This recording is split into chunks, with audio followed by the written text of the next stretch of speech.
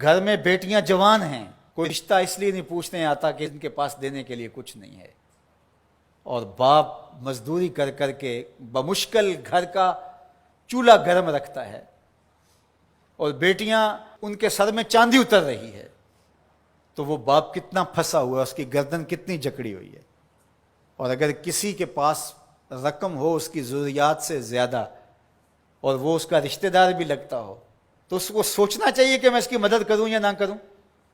اس کو کیلکولیٹر لے کے حساب کرنا چاہیے کہ یہ میرا بھائی ہے، یہ میرا بھانجا ہے، یہ میرا بھتیجا ہے، یہ میرے چچا کا بیٹا ہے، یہ میری پھوپھی کا بیٹا ہے، یہ پھنسا ہے، اس کی بیٹیاں جوان ہیں، کوئی وسیلہ ہی نہیں ہے، بمشکل گھر کے اندر کھانا پورا ہوتا ہے، اور بیٹیاں گھر کی دہلیز میں بوڑھی ہو رہی ہیں، اور اس کے پاس دولت کے انبار ہیں، اور یہ سوچے گا۔ اللہ فرماتا ہے یہاں بغیر سوچنے کے چھلانگ لگانی پڑے گی، یہاں نفع نقصان نہیں دیکھنا پڑے گا، یہاں کساد بازاری کا نہیں سوچنا پڑے گا۔ فَلَقْتَحَمَ الْعَقَبَةَ، یہ بغیر سوچے سمجھے کودا کیوں نہیں ہے، یہ مشکل گھاٹی چڑھا کیوں نہیں ہے۔ وَمَا أَدْرَاكَ مَا الْعَقَبَةُ، یہ جانتا ہے کہ مشکل گھاٹی کیا ہے۔ فَكُّ رَقَبَةٍ، کسی پھنسے ہوئے کی گردن کو چھڑانا ہے، کسی مشکل میں پھنسے ہوئے لوگوں کی مدد کرنا ہے۔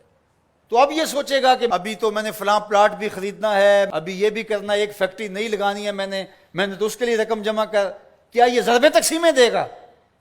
کہا اگر اسلام کا نور سینے میں اترا ہوا ہے تو اپنے بھائی کی مصیبت کو دیکھ لے گا جب، اور وہ جانتا ہے یہ واقعی پھنسا ہوا ہے، تو پھر اس گھاٹی میں چھلانگ لگاتے ہوئے وہ دائیں بائیں نہیں دیکھے گا، وہ فوراً چڑھ دوڑے گا اور فوراً فیصلہ کرے گا تاکہ دکھی کو مصیبت سے نکال سکے۔ فَكُّ رَقَبَةٍ، کسی پھنسے ہوئے کی گردن کو چھڑانا ہے، کسی مشکل میں پھنسے ہوئے لوگوں کی مدد کرنا ہے۔ او اطعام فی یوم ذی مسغبہ، یا بھوک کے دن کھانا کھلانا ہے۔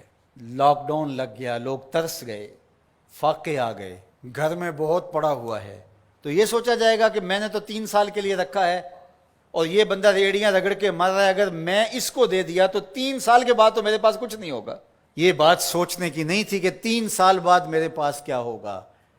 قرآن کا جو اسلوب ہے، قرآن جو ہمیں زندگی سکھاتا ہے وہ یہ ہے کہ یہاں سوچنا نہیں، تمہیں عقل سے سوچ کے کام لینا، یہ بہت مرحلے ہیں، کہیں عقل کو پیچھے کرنا پڑتا ہے۔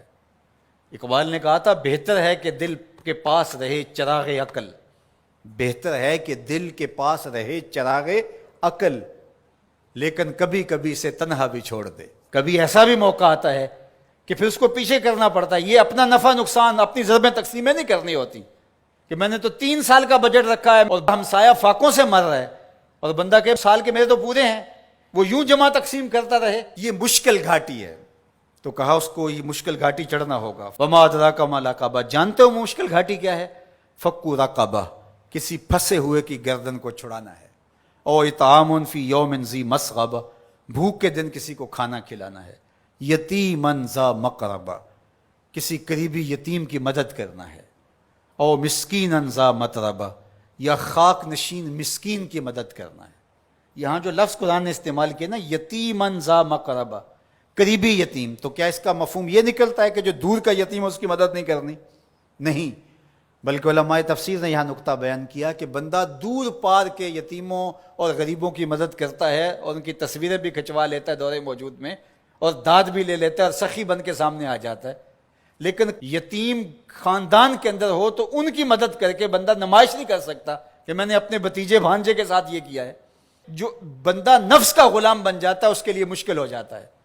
تو اس لیے اللہ تعالیٰ نے یہاں جو لفظ بیان فرمایا یتیمن ذا مقربہ، قریبی یتیم کی مدد کرنا، او مسکینن ذا متربہ، یا خاک نشین مسکین کی مدد کرنا۔ کچھ لوگ انہیں پتہ ہے ہماری ہمسائیگی کے اندر ان کے ہاں نان شبینہ بھی نہیں ہے، تو وہاں جو ہے وہ مہینے میں 500 روپیہ دیں گے، اور 500 روپیہ دے کے یہ سمجھیں گے کہ ہم نے حق ادا کر دیا۔ ان کی ضرورت کو آپ نے پورا کرنا تھا۔